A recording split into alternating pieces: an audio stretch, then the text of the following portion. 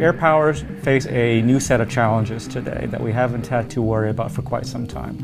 The first is that there's an evolving set of threats that we have to contend with. The other is that we have a shrinking global footprint.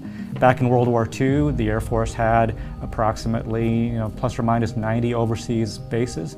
Now that number is down to about 33. So we have fewer locations from which we can project combat power. So the idea with ACE is rather than relying on our traditional main operating bases as hubs for projecting air power, we want to think about how can we improve the survivability and resilience of air power by shifting the generation and sustainment and maintenance of air power from networks of distributed operating locations. The importance of ACE is to be unpredictable to the enemy so that we are not housed and operate solely out of one location.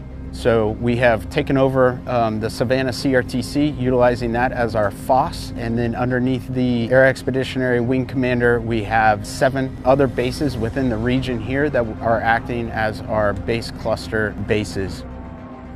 So why are we practicing ACE in the most austere locations, especially when it comes to F-35s landing, refueling, and taking off?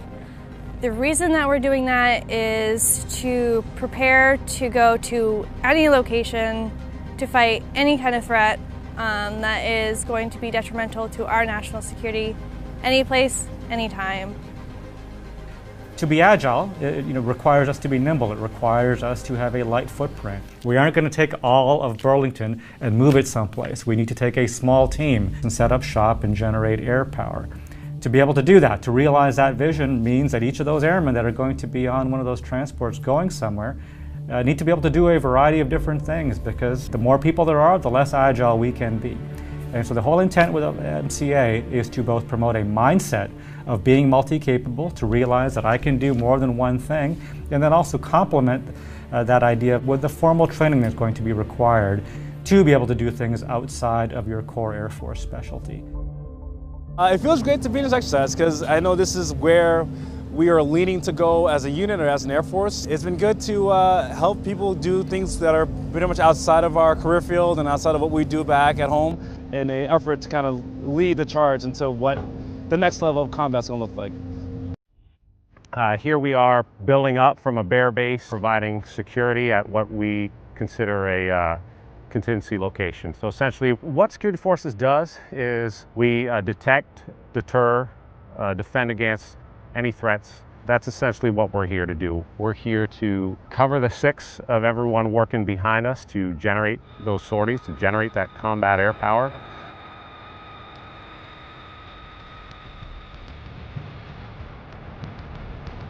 Well, we are in the lovely North South Carolina. The airfield that we're currently located at is called North Ox, but we are essentially in the middle of nowhere in North South Carolina, where we have a completely deserted and flat airfield with no other support but other than your military members that are behind me.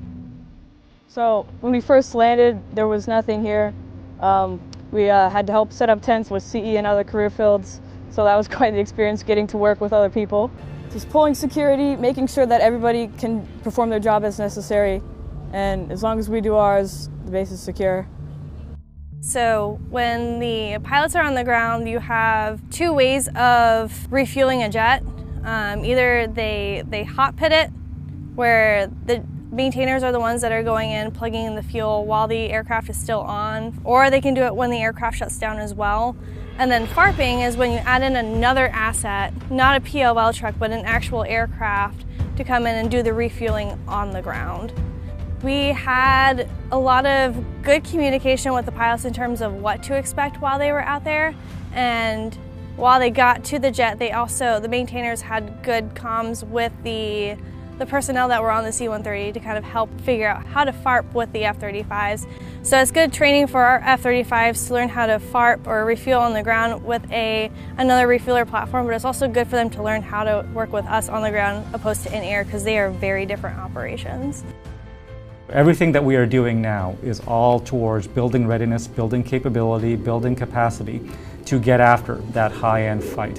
When your airmen are out there, in chemical and biological protective gear to generate aircraft and get them off the ground, when they are dispersing out to forward operating locations to figure out how to generate air power away from home station. That is contributing to campaigning. That is contributing to deterrence. And so I think it's vital to realize that everything they do is connecting to those larger strategic objectives that we have in the Air Force.